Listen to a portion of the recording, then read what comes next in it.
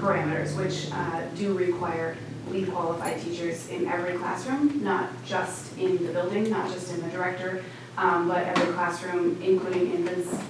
And to be LEED teacher qualified, you would need to have an early childhood education degree or a bachelor's degree in a related field with a minimum of qualifying credits in education. So, great question. In addition to that, every staff member is thoroughly background studied with fingerprints.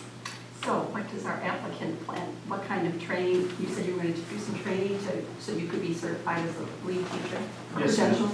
the state of Wisconsin requires in order to be a director of a center, it's different than what we have in Minnesota. In Minnesota, I could open up my franchise and I could run it with no requirements. However, the state of Wisconsin requires me to take a 40-hour course to be a administrator, but I don't have the experience to be a director. So as part of this, I have to, in order to get my licensure, hire someone that has either a 4-year degree or 3 years lead teacher experience, as well as the qualifications set forth by the Department of Children and Family to fill that center director position. Without a center director, I have no license. Under that, the lead teachers also have requirements as per the Department of Children and Families, as do other teachers, as well as teachers that deal with young children have a separate credential they are also required to get. So in order to work for me, you'll need to be fluent in Spanish, and you'll need to have the proper credentials through the Department of Children and Families. Is that? I was an early childhood ed major in college, so that's why I'm curious about that. So your teachers will have the appropriate training to be teachers? Yes, ma'am. To carry out this curriculum? Yes, ma'am. Before they're hired, it's all verified through a state agency that they have it and they're in good standing. And that's something you're planning to do too, to be a lead teacher? I plan to be a lead teacher, but that will take time. In order to be a lead teacher, you need so many hours as an aide before you can become a lead, and so many hours as a lead before you can become a director. So for startup purposes, my role will be the business side, and I will have a director that is accredited by the state, and all of that is verified by the Department of Children and Families before they give us our license and allow us to operate. Thank you. I have a question for you. Have you looked at any other possible locations in Shorewood? Yes, I have. I actually have my real estate advisor here. We've looked extensively, and unfortunately there's nothing that has the size that we require, the parking, as well as room for a playground. The available space is very limited, as you know, in your community. We've looked in Whitefish Bay, we've looked in Fox Point. It's just, this is the demographic where we feel this would be the most benefit. I've even had people ask to get on my wait list, and I've never even advertised before. There's a demand here that I'm trying to facilitate, a center for, and we've looked around for months. We've looked at other sites. As soon as Oakland became a questionable location based on it being tabled in June, weekly we go over the listings in this area in Whitefish, and there's just, frankly, there's nowhere. Thank you. Okay, if there's no more comment or discussion, yes. Just wanted to, I could have been taking some notes regarding the public comment and the questions by the commission. And if you look at, commissioners look at their criteria under 535-25C1 through 7, it appears to me that there are essentially 4 criteria that have been discussed here tonight. And the main one is number 5, which says adequate measures have been or will be taken to provide ingress and egress so designed as to minimize traffic congestion in the public streets. So the question, based upon the laws that's been established this past year by the legislature, is the question is essentially whether or not the applicant has offered substantial evidence that those adequate measures have been or can be taken. The other one, another one that has come up is sub 2.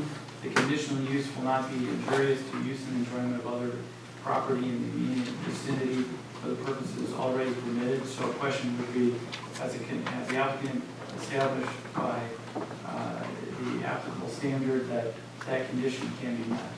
Another one was it's under sub 1, it's kind of a catch-all. The establishment, maintenance, or operation of the conditional use will not be detrimental to or endanger the public health, safety, morals, comfort, or general welfare. So again, question is has there been substantial evidence to demonstrate that that condition can be met?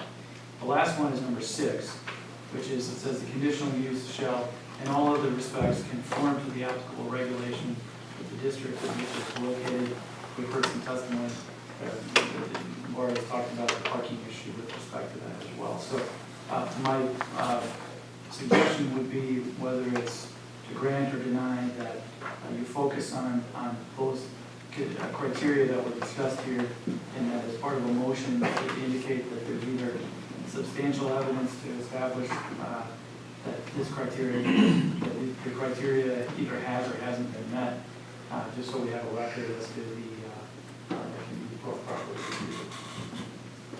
Okay, so in the motion, you'd like the motion to actually reference by number? That would be up to you, but that there's either, that you feel that there's been substantial evidence to either support that the criteria under 535.25C has been met or has not been met.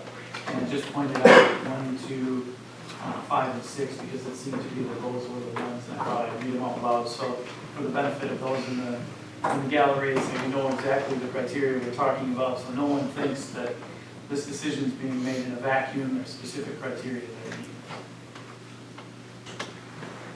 Okay, I will entertain a motion.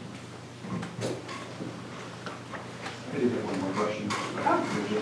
Oh. So what would be the steps following this, in terms of architectural review board, village board, and what are the additional approvals that? Correct, so if the use were to be approved for both the conditional use and the special exceptions, there's two, either a joint or two motions that we, were looking separate, so it's clearly on what's being discussed. So assuming it passes that, the next step would be that the applicant would, look at drawing up construction permits. Anything that would require exterior modifications to the building would be submitted to our department for design review board. Design review board meets twice a month. They would review anything that's changing to the exterior of the building. At that point, if that were approved, we would approve the permits for the construction of the facility. They would need an occupancy permit. With the occupancy permit, we would just confirm that everything the previous approval was, whether it's conditioned or whether it's through the permit has been satisfied. Unless an action of the board is required for something that is not currently known to be, the village board would not be seeing this application. The plan commission has the authority to approve conditional uses. Design review board approves exterior modifications of buildings. Nothing else beyond that has been discussed. So the next steps would be that the applicant would work towards building permits, come to design review board. Once that's all squared away, then occupancy of commercial structures are required. At that point, I, as the director, confirm that the plan commission's and design review board's conditions or stipulations have been met, and if they have been, then they would be granted occupancy. Yeah, and I had a question too about that. We talked briefly about the parking, remote parking. I mean, we really have no way of requiring that or enforcing that, correct? You could make that a condition.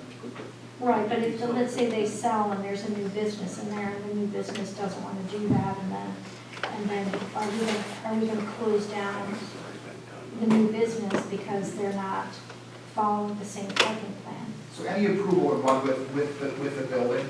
So if they sell to a new person would have to also maintain that condition, if that was the condition that was placed on it. So,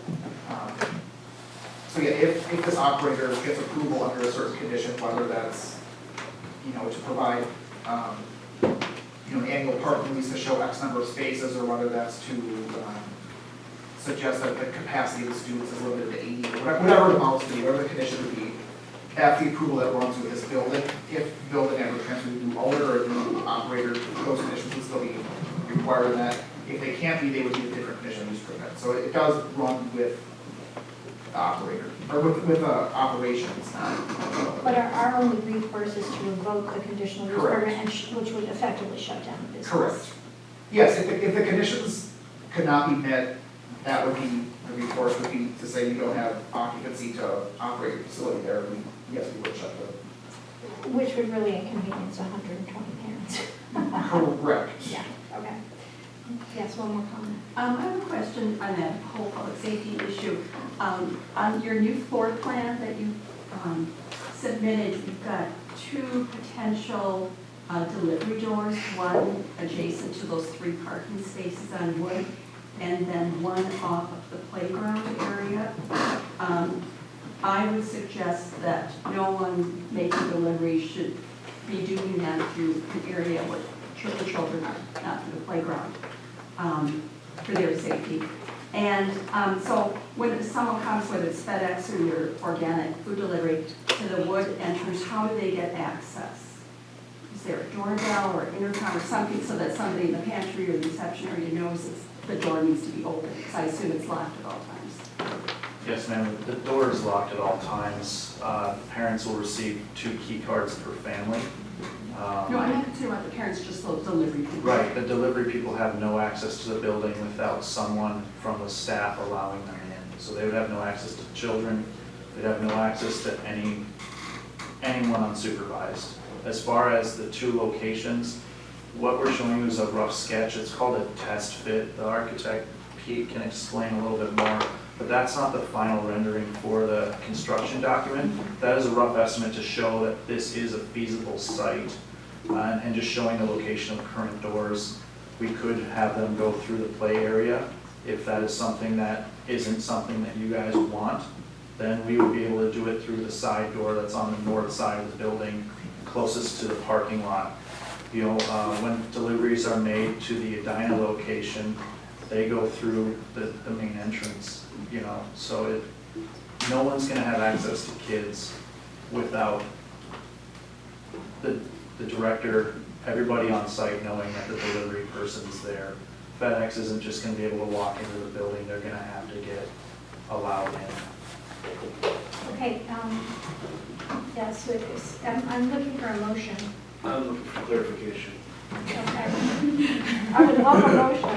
You can make one after I clarify. I'm not allowed to make a Oh, motion. well, then you're stuck. Yes. So, as far as suggested motions, can you walk me through, on the 2 suggested motions that you have on there? One, what would be, we're on page 10. What would be the verbiage on the conditional use for the busing, and where would it go? And 2, as it relates to village attorney's suggestions regarding 1, 2, 5, and 6, what would be the appropriate verbiage and where would that go? Walk me through this. Sure. Hypothetically. Hypothetically. Start taking notes. Good luck with, yeah. If the motion, I'll give both. And because I don't vote, I have no. Understood. If hypothetically the motion was to grant it, I think it would be let's see what the language we have here, it would be to grant a conditional use permit. Move to grant or approve the conditional use permit based upon a finding that substantial evidence has been offered to meet all of the conditions as enumerated in 535.25 substitute, but also further conditioned on X, Y, and Z, whatever additional things that you want to impose, such as the busing, whatever that might be. Then you can vote on that. On the flip side of that, if the motion were to deny, I would move to deny the request for the conditional use permit based upon the finding that no substantial evidence has been offered, or that there is, actually let me rephrase that there's substantial evidence to suggest that the criteria as laid out in 535.25 sub C cannot be met at the site. Okay. Does that make sense? Nope, but she got it. The only thing is, what's important here is that is that a decision is made upon substantial evidence. On the one hand, the way that the new law is written is it says that there's a clear burden on the applicant to establish that they can meet all of the conditions contained in the ordinance. However, if they do that, if they meet that burden, then you can't say, nah, I don't like the idea anyway. Then you're compelled to. Once the burden's met, right? Now, on the flip side of that, it also says that any decision to grant or deny made by the village or any municipality must be made on substantial evidence. I don't know exactly, I was not in the committee room when they put that in there. I don't know exactly how you impose burden of proof on both sides, but there's the language. So that is what it says in the statute. So there's an initial burden on the applicant, and if the applicant meets that burden, then you have to grant it. If the applicant doesn't meet that burden, then you don't.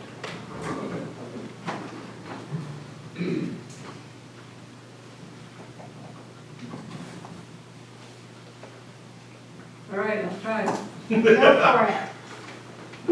So I move to approve the conditional use application for the proposed early learning center daycare at commercial property 4114 North Oakland, subject to any required conditions.